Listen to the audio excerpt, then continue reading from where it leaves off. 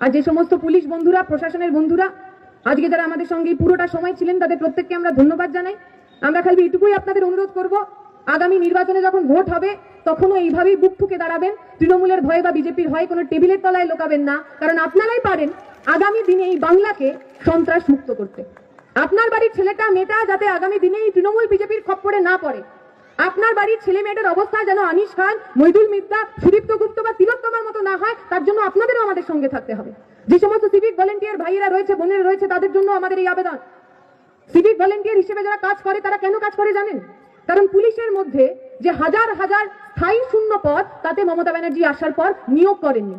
হাজার হাজার স্থায়ী পদ খালি পড়ে রয়েছে, আর সেই স্থায়ী পদের পরিবর্তে সিভিক ভলেন্টিয়ার নিয়োগ করে অর্ধেক মজুরি দিয়ে, অর্ধেক বেতন দিয়ে, অর্ধেক মাইনে দিয়ে তাদেরকে খাটিয়ে নিচ্ছে। জিজ্ঞেস করুন ওদের দিনে ক ঘন্টা তাদের চাকরি করতে হয়, ক ঘন্টা ডিউটি করতে হয়। জিজ্ঞেস করুন, জিজ্ঞেস করুন ওদের কোনো পেনশন আছে কিনা, জিজ্ঞেস করুন ওদের কোনো গ্র্যাচুইটি আছে কিনা, জিজ্ঞেস করুন ওদের কোনো সামাজিক সুরক্ষা আছে কিনা।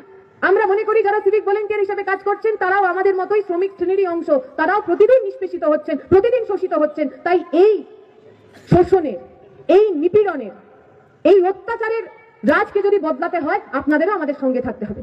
জামা পরলে, ওই ইউনিফর্মটা পরলে সবসময় সঙ্গে আসা যায় না, ঠিক সে কথা আমরা জানি।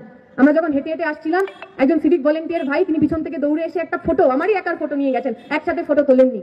আমরা বিশ্বাস করি যখন আপনি ওই বর্দিটা, যখন আপনি ইউনিফর্মটা খুলবেন, যখন আপনি আপনার ভোটটা দিতে যাবেন, আপনার বাড়ির লোকের সাথে কথা বলবেন, আপনি যদি সঠিক জায়গায় ভোট দেন, তাহলে আগামী দিনে আমি আর আপনি একসাথে সেলফি তুলবো। আপনাকে খালি আমার ছবি তুলে পালিয়ে যেতে হবে না, মাথা উঁচু করে বাংলার বুকে বাংলার ছেলেমেয়েরা বাঁচবে। আর সেই ভবিষ্যতের জন্য, আর সেই আগামীর জন্য আসুন আগামী নির্বাচনে, আগামী লড়াইয়ে, আগামী আন্দোলনে আমরা লাল ঝান্ডার হাত শক্ত করি। তৃণমূল বিজেপির সাম্প্রদায়িক এই যে আঁতাত, সেই আঁতাতকে পরাস্ত করি।